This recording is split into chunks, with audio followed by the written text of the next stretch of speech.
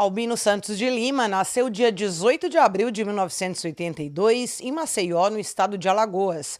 Possui 2 irmãos, todos filhos do seu José Alfredo de Lima e da dona Maria José Santos de Lima. O seu José era policial militar e a dona Maria cuidava da casa e dos filhos, sendo que um deles possui problemas mentais. Os pais sempre ensinaram os filhos o bom caminho e a disciplina. Religiosos criaram as crianças dentro dos princípios evangélicos. Inclusive, o Albino amava ir à igreja e levou consigo essa prática por anos da sua vida. Foi uma criança calma, brincava bastante com o irmão e eles se mantiveram inseparáveis até o fim da adolescência. Albino encerrou o ensino médio, começou a trabalhar cedo e mantinha uma rotina regrada de ir de casa para o trabalho e de casa para a igreja praticamente todos os dias. Bom filho, até então nunca deu trabalho. Se tornou adulto, homem de porte médio, aparentemente calmo, centrado, não se envolvia em brigas na rua, um homem religioso, seguia à risca suas práticas dentro da igreja, admirava o trabalho do pai e pensava, quem sabe, ser um policial militar. Porém, encerrou o ensino médio e passou a trabalhar como agente penitenciário. Aos 23 anos, conheceu Tatiana. Essa já possuía uma filha e, a princípio, ele parecia ser uma boa pessoa. Ambos firmaram um relacionamento, onde passaram a morar juntos. Ainda no início, tudo se encaminhava dentro da normalidade do convívio. Mas o monstro que existia dentro de Albino chegou a um ponto que se revelou com o tempo. O homem passou a maltratar tanto a esposa como a enteada. No início, eram palavras ofensivas que evoluíram para agressões físicas. A filha, vendo tudo aquilo, acabava por sentir muita dó da mãe. Ambas passaram a viver naquele ciclo doentio, mas as perturbações na trajetória deste homem se iniciam enquanto o mesmo estava no serviço como agente penitenciário no presídio Ciridião Durval, em Maceió, que naquele período enfrentava sérias deficiências estruturais.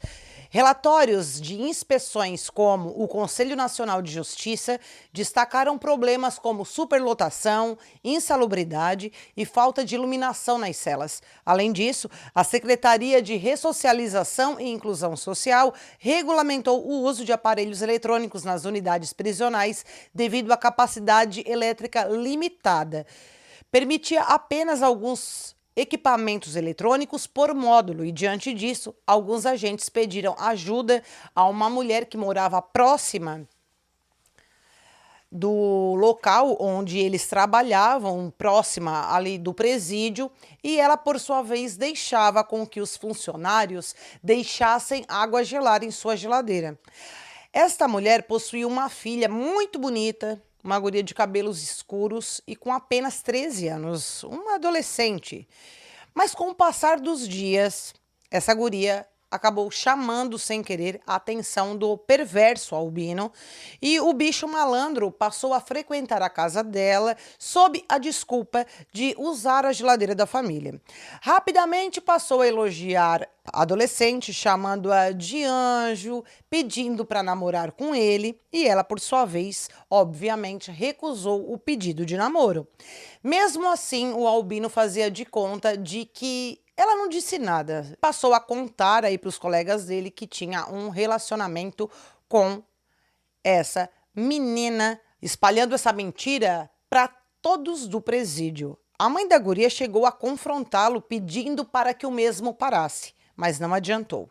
Nos anos seguintes, Albino criou perfis falsos em suas redes sociais, onde ele fazia declarações de amor públicas e insistia em manter contato com a mesma, o que fez com que a adolescente trocasse de número de telefone várias vezes até que ela começou a namorar. Mas o Albino, ele mandava mensagens pro namorado da guria, chamando ele de corno e dizendo que ainda tinha um relacionamento com a adolescente, espalhando esses boatos sobre ela. E isso causou o rompimento desse namoro e fez com que essa guria vivesse anos fugindo e trocando de número por medo e cansaço do Albino. Ela só conseguiu se estabilizar anos depois, quando se casou de fato com outro homem. A família do Albino tinha consciência do que ocorria na casa dele, bem como com a questão da exposição que o mesmo fazia quanto adolescente. Inclusive, a partir daí que o irmão dele, que era a Unicarne, com o Albino, passa a se distanciar, porque ele não concordava com aquele comportamento do irmão. Já havia conversado com o Albino que seria melhor ele se separar do que tratar a esposa daquela forma, mas o fato é que não adiantava falar nada para esse homem. Ele não aceitava. Aquele bom samaritano que existiu nele alguma vez, se é que existiu, tinha evaporado. E daí para frente foi só para trás. A Tatiana começou a entrar em depressão, tomando medicações fortes, coitada. Por fim, vivia dopada. Esse homem fazia desta mulher uma escrava. Ela trabalhava o dia todo, mas mesmo assim, quando chegava em casa, precisava dar conta da casa, da roupa, da comida e dele. Dele, porque o bonito, ele ficava sentado, deitado e dizia: eu quero água, eu quero um copo d'água.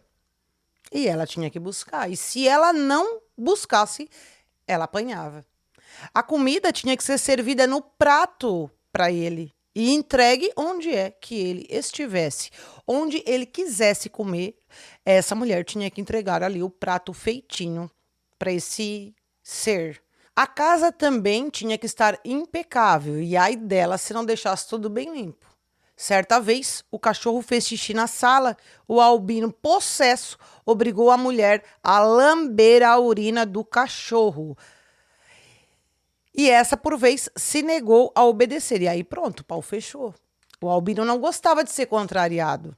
E a filha, por fim, acabava não tendo vida ao ver a mãe dela naquele sofrimento. Não tinha como ser feliz com este homem por perto. Esta enteada do Albino, ela acaba conhecendo um guri, com ele acaba se casando. O Albino até se dava muito bem com este marido, né, da enteada. Mas isso também não durou muito tempo. Mas sabe aquela adolescente de 13 anos que eu comentei para vocês? Que ele perseguia? Pois é.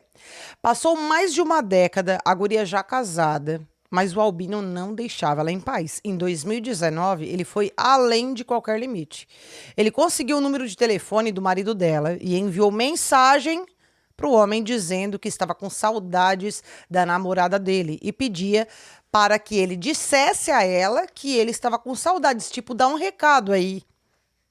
E aí o marido da guria bloqueia o contato do Albino, fala com a esposa e ela na mesma hora lembra que só poderia ser o perturbado, né, do segurança da penitenciária que a perseguia, e na mesma hora ela teve o sentimento de medo que voltou tudo de novo. Por outro lado, havia o Albino, que ficou possesso por ser ignorado. Diante disso, ele planeja uma vingança cruel, alimentando a raiva por anos de rejeição e frustração. Conseguiu fotos dela através da rede social e publicou 5 fotos daquela que ele dizia que amava quando esta era adolescente. E aí ele pega essas fotos, coloca num grupo de WhatsApp intitulado como Unidos contra o Crime.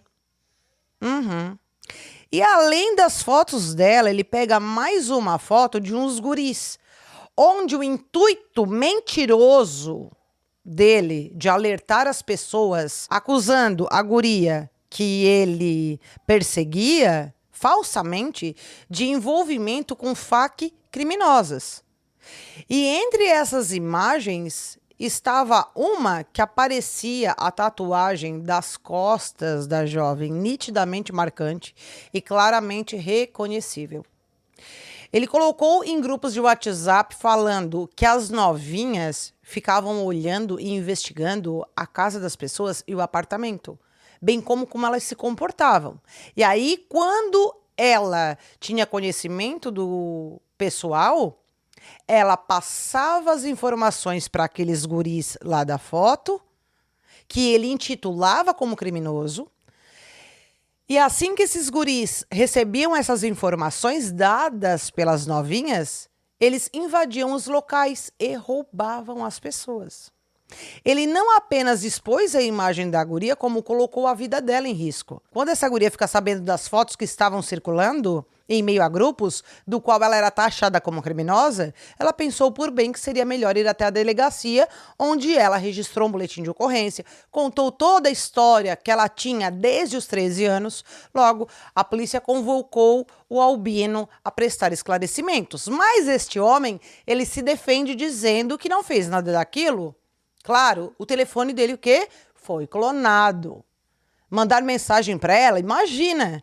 Claro que não. Claro que ele não fez isso. Mas alguém fez, mas não foi ele. Porque sabe como é que é esse negócio de tecnologia? Pois é. Não bastasse esse cara de pau dizer isso, ele começou a contar aos agentes policiais que, enquanto ele estava trabalhando e ela morava próxima à penitenciária, ela andava até com os presos. Tanto que ela sabia tudo o que ia acontecer dentro da penitenciária e até avisava os guardas, praticamente dizendo que a guria não valia nada, o que não era verdade. A guria não era nada daquilo. Mas para ele se defender da maldade que ele fazia, dizia qualquer coisa.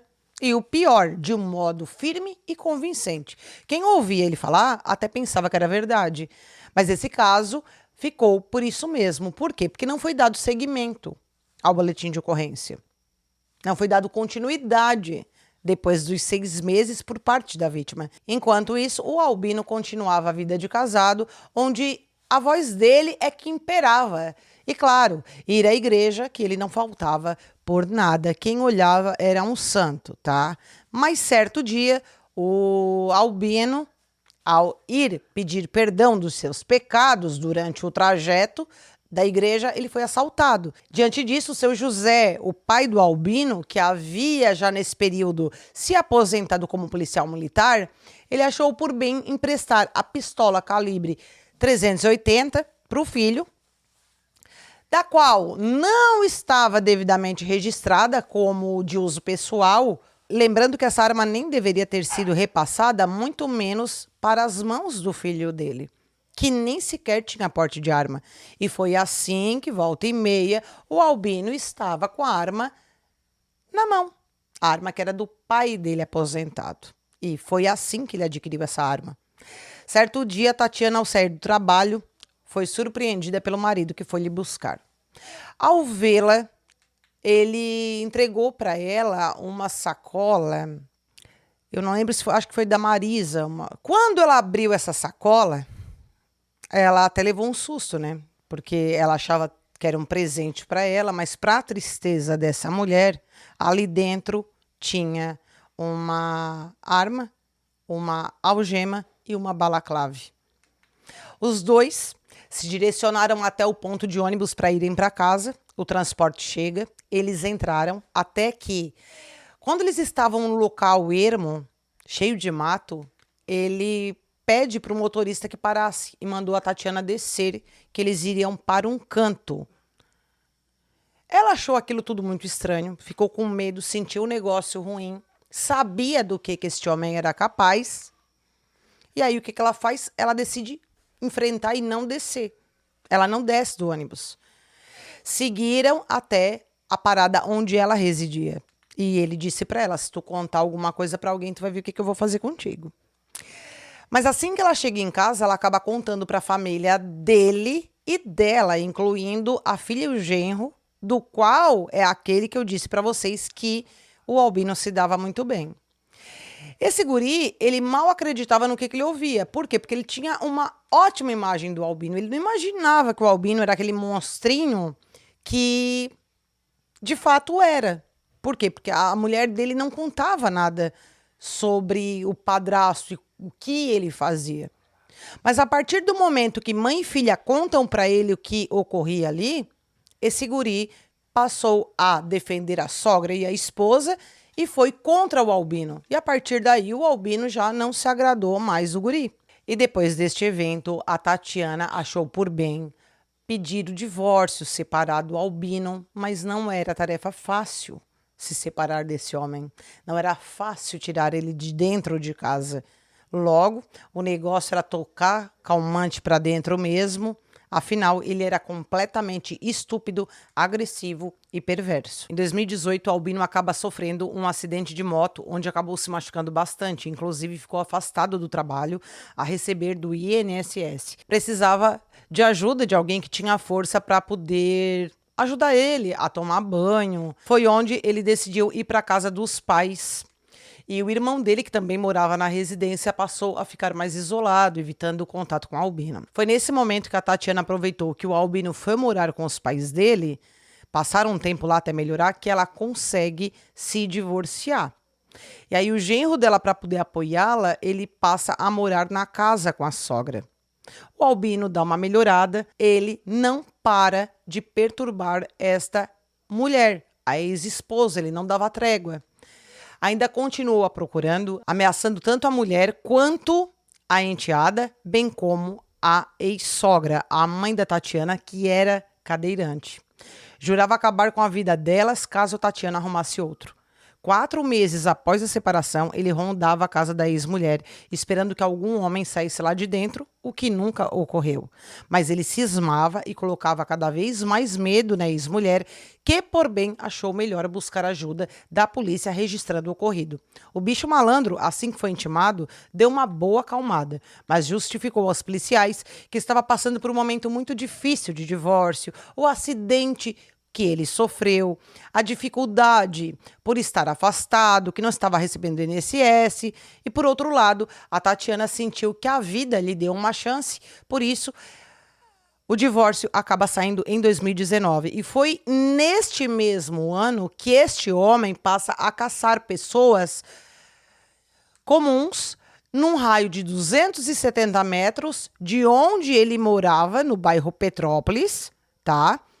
Porque ele, depois que passa um tempo na casa da mãe dele, ele fica ainda nesse bairro, na cidade de Maceió, se tornando ali o maior serial killer do estado de Alagoas. Olá, minhas deusas e deuses do Olimpo, eu espero que vocês estejam bem. Aqui é a Cris Nunes e sejam todos muito bem-vindos ao canal Doc Criminal. Peço para vocês já no início do vídeo que nos deixem aquele like, porque assim o YouTube entrega para muito mais pessoas o nosso conteúdo aqui dentro da plataforma. Também te convido, se caso tu não é inscrito, se inscreva no nosso canal e entre para essa comunidade maravilhosa, porque por aqui nós temos os melhores inscritos e os melhores comentários. Ative o sininho de notificação e fique por dentro de tudo que rola por aqui.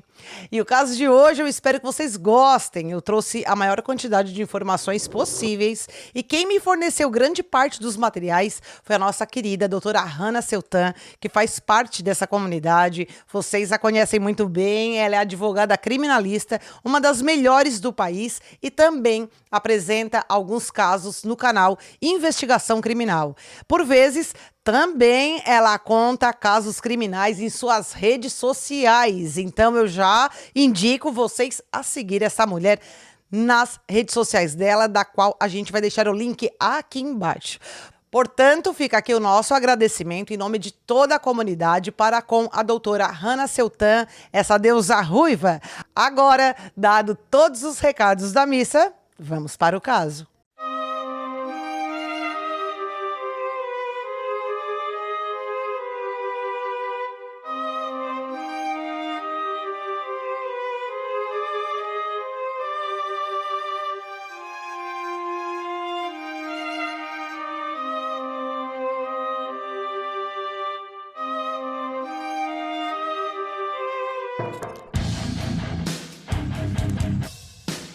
Depois de 14 anos, mergulhado em um casamento falido e numa obsessão doentia por uma adolescente que durou mais de uma década, Albino Santos de Lima parecia prestes a desaparecer.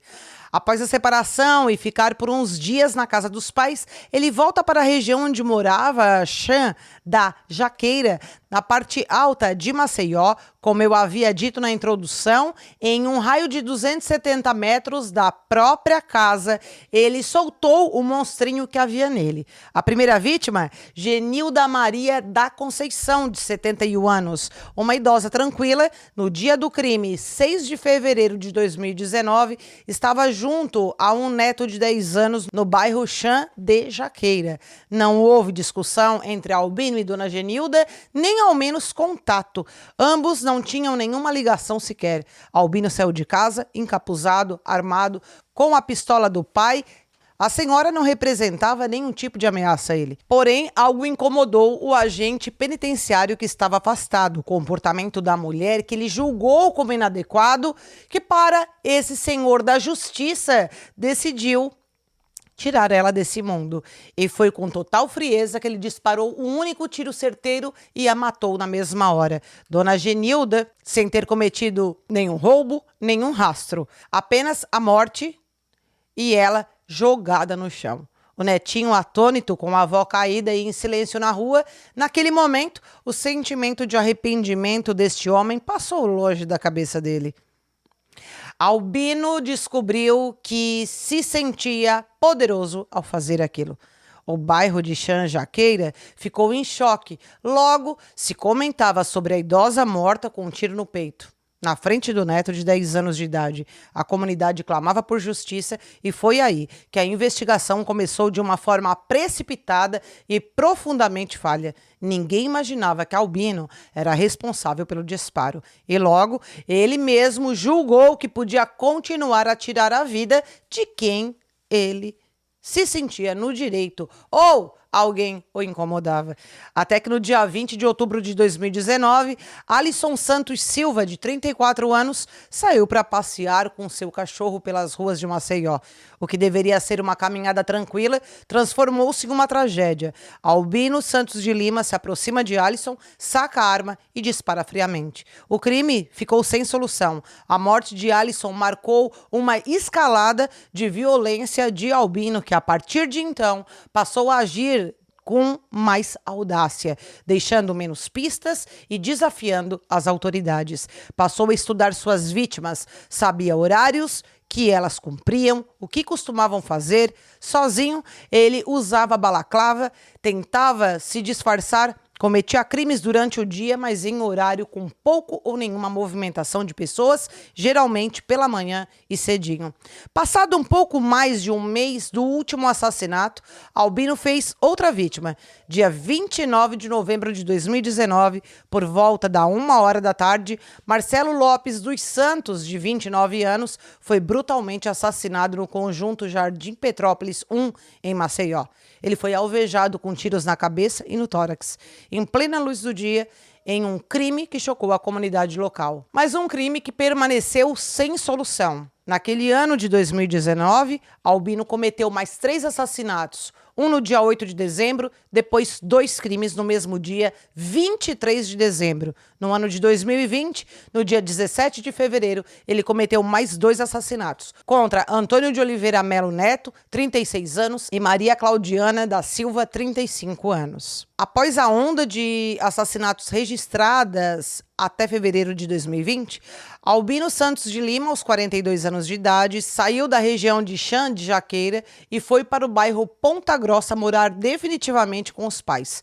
Consequentemente, de volta para o quarto de infância onde nasceu o monstro em sua forma mais perigosa. Junto aos pais, ele continuava a frequentar a igreja, sem receber do INSS.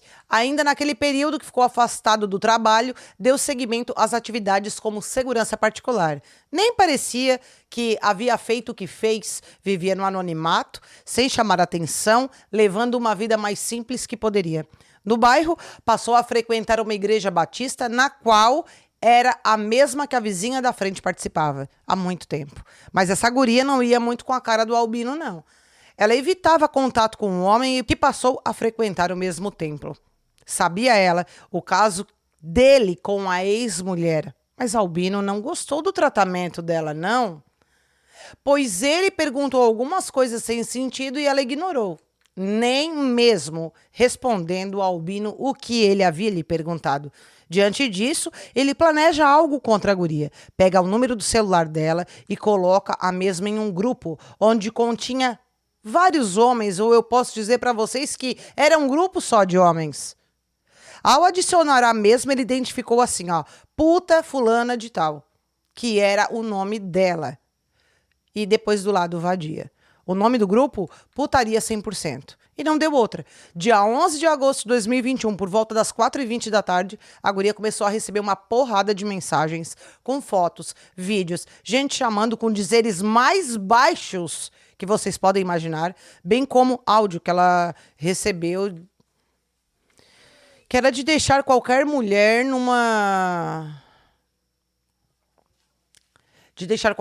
se sentindo péssima. Ela passou aquela tarde inteira e a noite toda excluindo tudo aquilo que não parava de chegar. No dia seguinte, ainda recebendo mensagens de contato, inclusive de pessoas fora do país e de outros estados, ela vai atrás e descobre que quem havia feito aquilo era o seu vizinho da frente. Logo, ela busca a delegacia, registra um boletim de ocorrência contra o perverso, onde teve a seu favor medidas protetivas de urgência, com base na Lei de Maria da Penha. O Albino ele foi chamado a prestar esclarecimento, mas aquela velha história, né?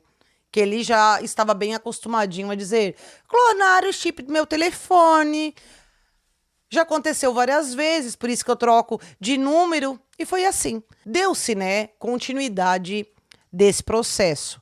O Albino, cada vez mais frustrado com as pessoas ao seu redor, talvez uma falta de um serviço para ocupar aquela cabeça dele, esse homem, ele amava insultar os outros, um veneno em forma de gente. Extremamente preconceituoso com qualquer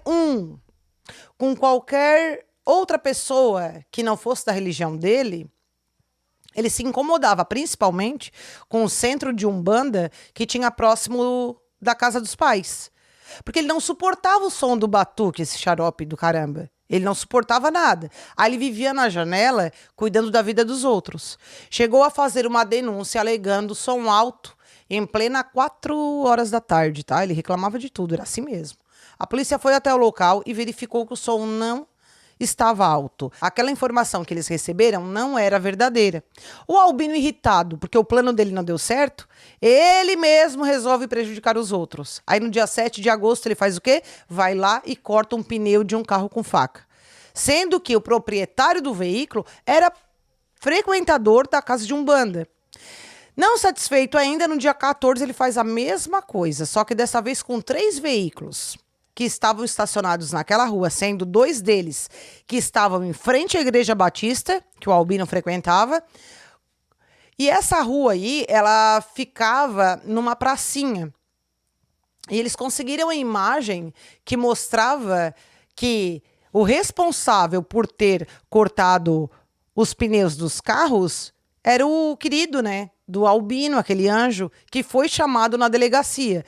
E quando ele soube que foi filmado e não tinha, né, como ele inventar mais nada, ele disse que foi o quê? Um momento de descontrole, que ele andava irritado com aquele barulho, aquela gentarada gritando. E aí ele conta tudo de novo, né? O acidente de trabalho, o divórcio.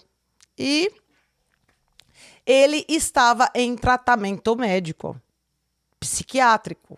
E o processo dá seguimento com o quê? Com o Albino mostrando um laudo psiquiátrico que não andava bem e que tomava medicação. Pois é. Enquanto isso, as investigações sobre a morte da dona Genilda, a primeira vítima do Albino, seguiam baseadas apenas no retrato falado, feito com a ajuda da criança, que é aquele netinho dessa senhora, né? E foi diante disso que a polícia prendeu em 2021 Antônio Guilherme dos Santos e seus 2 irmãos. Esse menino, essa criança, traumatizado, reconheceu Antônio numa imagem durante o reconhecimento fotográfico. E esse tipo de prova frágil, subjetiva e que é questionada por especialistas, foi considerada suficiente para incriminar os 3 irmãos, que foram presos preventivamente, acusados de envolvimento em 8 homicídios. Com 5 processos abertos contra eles. Nada além de depoimentos frágeis e denúncias anônimas sustentavam as acusações. Nenhuma prova material, nenhuma arma, nenhum DNA. E eles foram presos.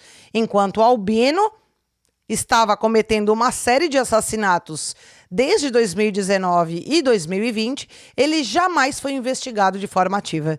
Nenhum daqueles homicídios foi oficialmente atribuído a ele. Por 2 anos e meio, o desejo de matar não desapareceu, apenas foi contido. Albino entrou em um estado de latência, silencioso, mas alerta. Observava, planejava, escolhia, decidia quem entraria em sua lista e, principalmente, se mantinha ativo nas redes sociais de forma anônima, infiltrado nos perfis, nos grupos, nas rotinas de suas futuras vítimas. Em 2022, essa compulsão voltou a pulsar com força. E ele queria mais do que isso. Ele precisava sentir novamente aquela sensação de poder. Não era mais apenas sobre matar, era sobre comandar, era sobre ser o executor, o caçador, o justiceiro de sua própria lógica doentia. Ele mesmo se comparava a Charles Bronson no filme Desejo de Matar. A diferença é que Albino não atuava em nenhuma ficção de um roteiro de filme. Ele era real e estava prestes a voltar. Mas dessa vez ele voltaria muito mais organizado, muito mais cruel, com sangue nos olhos. Albino Santos de Lima passou a monitorar aquelas que seriam suas próximas vítimas. Uma delas, Michele, do qual ele stalkeava pelas redes sociais, tinha nome, foto, hábitos, captura de tela e data marcada num calendário digital. Albino passou a organizar os crimes que cometia dali em diante através de uso de calendário no celular, do qual inseria cor vermelha nas próximas datas de mortes de suas vítimas. Em sua conta pessoal, passou a organizar a seleção de pessoas, nomeando-as em pasta da qual classificava odiada do Instagram e mortes especiais. Sabia exatamente o que queria e, com o dedo firme no gatilho, no dia 28 de outubro de 2023, Vergel do Lago, Maceió, Micaele Leite da Silva, 21 anos. Não teve tempo de reagir. Naquela noite de sábado, por volta das 7 horas da noite, ela caminhava pelas ruas do bairro onde morava, a poucos metros de casa, quando foi surpreendida pelos disparos. Ela foi atingida na cabeça e nas costas, caindo ali mesmo, na rua José Cavalcante, uma via estreita e pouco iluminada. Não havia qualquer sinal de discussão, nenhuma tentativa de assalto, nenhum alerta, só o som seco dos tiros, o corpo estendido no chão e o silêncio logo depois. Para a polícia não havia dúvidas, era uma execução. No dia 11 de novembro de 2023, Louise Gibson Vieira de Melo, 18 anos, uma mulher trans, cheia de vida, sonhos e planos. Louise havia acabado de concluir o ensino médio e, como muitas outras meninas de sua idade, se dividia entre redes sociais, amigos e o desejo de conquistar o espaço no mundo. Mas naquela noite de segunda-feira, ao voltar para casa, ela foi surpreendida por alguém que já observava há dias. Albino disparou contra ela disparos na cabeça, executando. A poucos metros da casa, na região Vergel do Lago, ela não teve chance de defesa. O atirador surgiu do escuro, encapuzado, agiu com frieza e fugiu logo depois dos disparos. Louise estava na lista de Albino. Seu nome, sua foto e até seus hábitos nas redes sociais estavam armazenadas em pastas organizadas do celular do assassino. Como nos outros casos, ele a monitorava de forma silenciosa, escolhendo o momento certo para atacar. O caso teve forte repercussão, principalmente pelo fato de Louise ser uma mulher trans. A promotoria classificou o assassinato como feminicídio com agravante de transfobia. Ela não tinha nenhum envolvimento com FAC, nenhum histórico criminal, nenhuma dívida. Louise foi morta por existir, por ser quem ela era, uma jovem apagada antes mesmo de ter a plenitude de viver. O Albino não pararia por aí.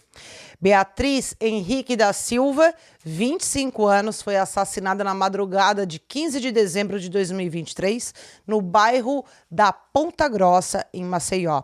Ela dormia ao lado do filho de 3 anos quando Albino arrombou a porta de sua residência na rua Cabo Reis e efetuou disparos contra ela. Beatriz chegou a ser socorrida pelo SAMU e levada ao Hospital Geral do Estado, mas não resistiu aos ferimentos. A criança não foi atingida.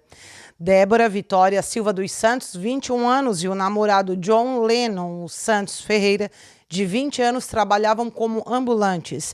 Na noite do dia 18 de dezembro de 2023, estavam caminhando pela rua Doutor Vigílio Guedes, quando foram surpreendidos por Albino Santos de Souza. Débora foi atingida no tórax, enquanto John Lennon sofreu ferimentos na cabeça e nas costas. As investigações indicam que o alvo principal era John Lennon e Débora teria sido morta por engano. Joseildo Siqueira Silva Filho, 24 anos, foi assassinado a tiros na noite do dia 8 de janeiro de 2024, enquanto caminhava pela rua Vereador José Caldas, no bairro da Ponta Grossa, em Maceió.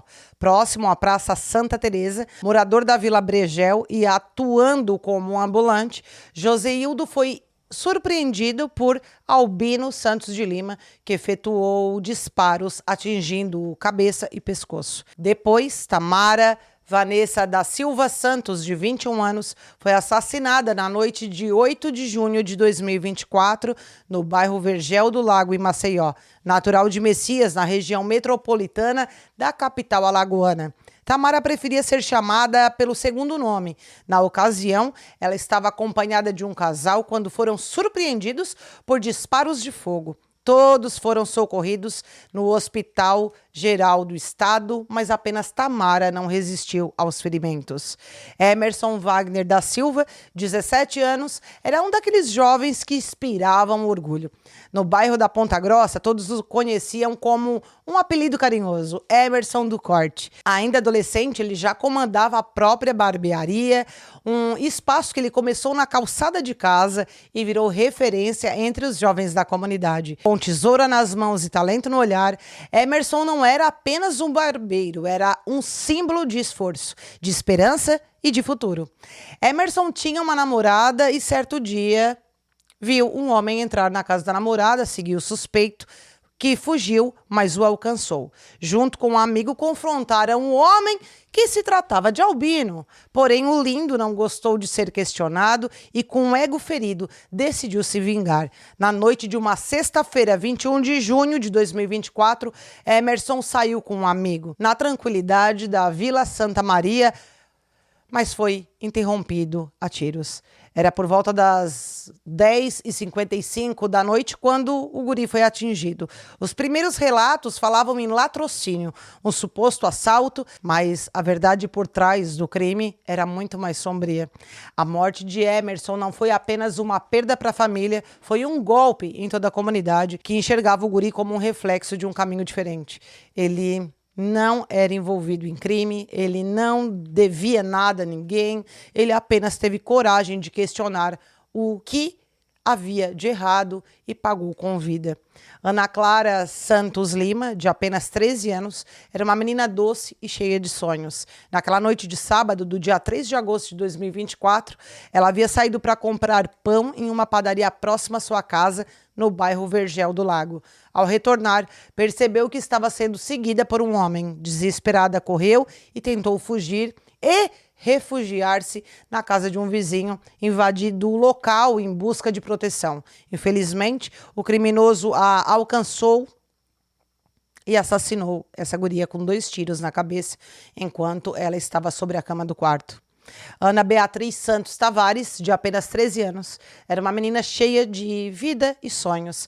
Naquela noite de segunda-feira do dia 6 de agosto, ela e sua irmã de 10 anos e 2 amigas foram assistir uma partida de futebol na arena do bairro Vergel do Lago, dia inclusive do aniversário da mãe dela.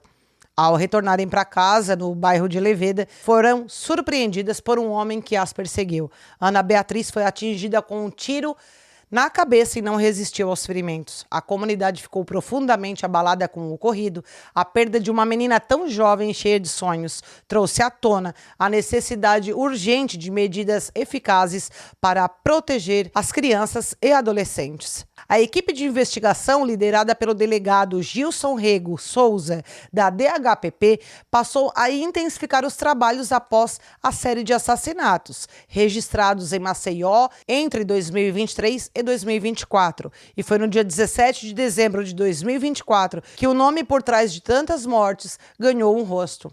Albino Santos de Lima, 42 anos, foi preso em casa, no bairro Ponta Grossa, portando uma arma calibre 380, junto com ele. E os policiais apreenderam o celular e a pistola, registrada no nome do pai, que mais tarde foi indiciado por porte ilegal de arma. Dia 21 de novembro de 2024, por ter permitido o uso da pistola, que foi empregada nas execuções cometidas pelo filho, ao vasculhar o celular, os investigadores perceberam que Albino havia apagado todos os dados do aparelho. No entanto, com técnicas forenses, foi possível recuperar arquivos registrados e pastas. O que foi encontrado chocou até os agentes mais experientes. Diretórios nomeados como Odiada do Instagram e Mortes Especiais, onde Albino arquivava fotos de suas vítimas, prints de conversas, reportagens sobre os crimes e até os calendários com datas dos assassinatos, os que já haviam ocorrido e os que ainda pretendia cometer. Além disso, ele registrava selfies em frente a túmulos, como se guardasse uma lembrança de cada execução. 2 imagens chamaram a atenção da polícia. Uma tirada em frente à capela do cemitério São José, o maior de Maceió. Outra mostrava um túmulo que, pelas datas, pertencia ao casal Débora Vitória dos Santos, 21 anos, e John Lennon Santos Ferreira, 20 anos, mortos a tiros em dezembro de 2023. Esses arquivos foram considerados provas materiais essenciais para o avanço das investigações. Até então, a Polícia Civil contabilizava 10 homicídios cometidos entre outubro de 2023 e agosto de 2024 nos bairros Vergel do Lago e Ponta Grossa. Todas as vítimas tinham entre 13 e 25 anos e foram mortas a tiros. Execuções limpas, frias, sem sinais de tortura ou espancamento. A delegada Ticiane Ribeiro destacou um padrão nas escolhas de Albino. Ele tinha uma obsessão por jovens mulheres de pele mais escura. 7 das 10 vítimas têm esse perfil. Como ela disse, a gente acredita que ele possa ter sofrido algum tipo de rejeição e por isso ceifado vidas. Na delegacia, Albino prestou depoimento e confessou 8 dos 10 assassinatos. Afirmou que monitorava suas vítimas pelas redes sociais e justificava os crimes à alegação de que todas elas faziam parte de organizações criminosas. A polícia, após a investigação minuciosa, descartou completamente essa versão. Nenhuma das vítimas tinha qualquer envolvimento com o FAC. Ele não demonstrava nenhum tipo de arrependimento pelo cometido dos homicídios, concluiu Tassiane. Mas havia mais. A análise do calendário do celular e das balísticas das armas levou os investigadores a uma nova revelação. Havia outros 8 assassinatos cometidos entre 2019 e 2020, com o mesmo padrão de execução. Esses crimes ocorridos na região de Chã da Jaqueira, onde Albino morava antes de mudar-se para a casa dos pais, no bairro Ponta Grossa, estavam arquivados e sem autoria definida, todos reabertos. Em 25 de fevereiro de 2025, a polícia detalhou um mapa das execuções cometidas por Albino em Maceió. Das 18 mortes confirmadas, 8 ocorreram na parte alta da cidade, no bairro Petrópolis, área próxima a Chã da Jaqueira, e outras 10 nos arredores do Vargel do Lago. Já nessa nova fase, o Albino cometia esses crimes à noite. Diante da repercussão e do agravamento das acusações, o advogado de defesa, doutor Gilberto de Luna, tentou um novo caminho: alegar insanidade mental. A defesa entrou com um pedido de incidente de insanidade mental, afirmando que Albino seria um sociopata e, por isso, inimputável. O objetivo era retirá-lo do sistema prisional e direcioná-lo para o tratamento em unidades de saúde mental, como o CAPS, ou mesmo permitir que ele voltasse a viver com a família, já que os manicômios judiciais não recebem mais presos no Brasil. A Justiça deu um prazo de 5 dias para que a Defensoria Pública apresentasse os questionamentos que deveriam ser respondidos pelo perito. A perícia médica foi então antecipada para o dia 26 de fevereiro de 2025 e o resultado foi claro e definitivo. Albino Santos de Lima é imputável. Os psiquiatras concluíram que ele tem plena capacidade mental para responder por seus atos. Ou seja, ele sabia exatamente o que estava fazendo e, por isso, deve ser julgado e condenado de acordo com a lei penal comum. Após a conclusão do laudo, Albino foi transferido para a penitenciária masculina Baldomero Cavalcante de Oliveira, localizada no bairro Tabuleiro do Martins, em Maceió, o local onde ele aguardará os próximos julgamentos pelo conjunto de crimes que ele cometeu. Passaram-se 3 anos desde que os irmãos Antônio, como ficaram conhecidos, estavam presos, acusados da morte da dona Genilda. Quando este ano de 2025, a verdade começou a aparecer, Albino confessou o assassinato da senhora, que ele matou na frente do neto, e os laudos balísticos comprovaram a arma utilizada, que era a pistola calibre 380, emprestada pelo pai dele. Foi então que o advogado Arnold Melo, que atuava na defesa dos irmãos, apresentou os laudos e provas contundentes que desmontaram as acusações. Os 3 finalmente foram libertados depois de 3 anos de prisão injusta. E essa parte da história expõe um lado mais cruel do sistema de justiça criminal. O desejo de resposta rápida que muitas vezes ignora a verdade.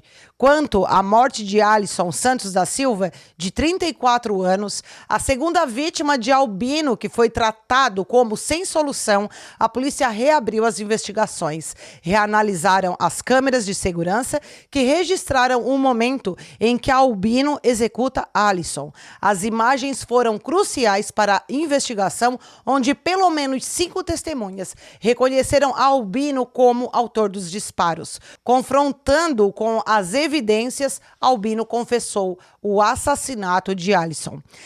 Na sexta-feira do dia 11 de abril, agora de 2025, no Fórum de Barro Duro, Albino Santos de Lima foi a júri popular conduzido pelo juiz José Eduardo Nobre Carlos, onde nesta data o serial killer respondeu apenas pelo homicídio duplamente qualificado contra o barbeiro de 17 anos, Emerson Wagner da Silva, e tentativa de homicídio contra o outro jovem, que era aquele amigo dele que estava com ele.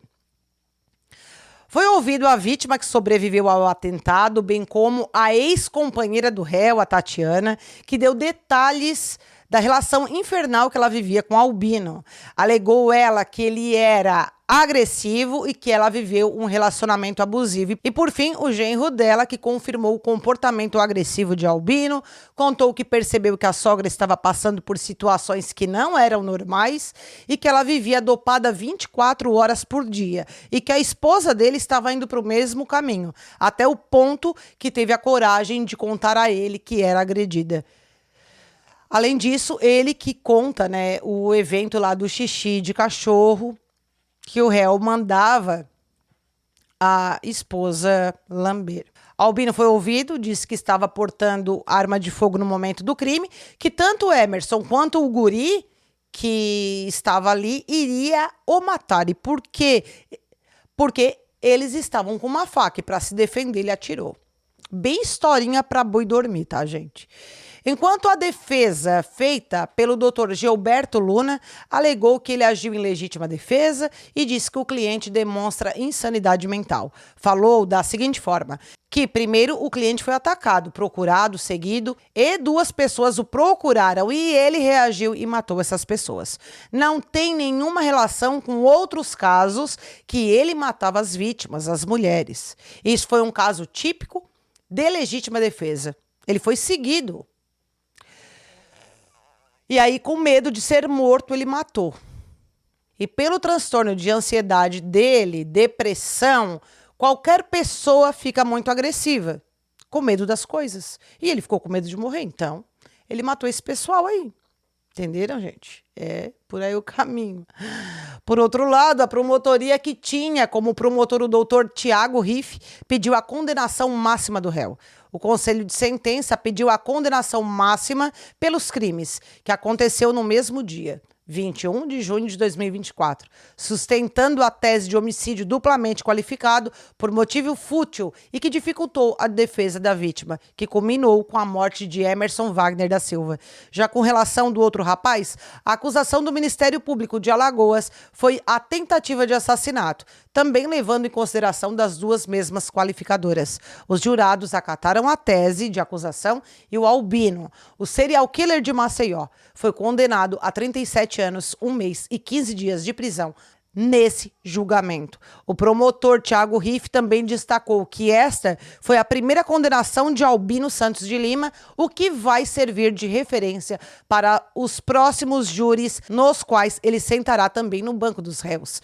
E disse ainda que esta é a mensagem que um assassino tem que entender, que não pode ficar impune, e que tem certeza que o Ministério Público trabalhará para que os próximos julgamentos também sejam concluídos com pena máxima aplicada como forma de reprimenda ao réu. Albino Santos de Lima foi julgado, condenado e identificado como o maior serial killer da história de Alagoas. Mas o que ele deixou para trás não se mede apenas em números. Foram vidas interrompidas, famílias destruídas, comunidades traumatizadas. São mães que choram até hoje, crianças que não voltam mais para casa, pais que carregam o luto todos os dias. Ele tentou justificar crimes alegando justiça, mas não havia justiça em seus atos. Havia ódio, frustração, obsessão e um prazer sádico de dominar e matar. O caso Albino expõe algo ainda mais assustador. Como o mal pode se esconder sob uma aparência comum? Atrás de uma Bíblia, de uma farda, de um discurso convincente. Ele não era um monstro de um filme. Ele era o vizinho da frente, o segurança do bairro, o crente da igreja e a justiça que ainda tardia, mas veio. Mas jamais trará de volta as 18 vidas que ele tirou. Nem devolverá os 3 anos perdidos de inocentes que foram presos injustamente. E que esse caso sirva de alerta, para não ignorarmos os sinais, para olharmos com mais cuidado, para exigirmos investigações sérias, comprometidas e, acima de tudo, para que nenhuma outra Ana, Emerson, Luiz e Beatriz tenham o mesmo destino. Porque justiça de verdade não se escreve com arma, se escreve com verdade, memória e coragem. Espero que vocês tenham gostado do vídeo. Vou ficando por aqui. Um grande beijo e que o universo nos abençoe.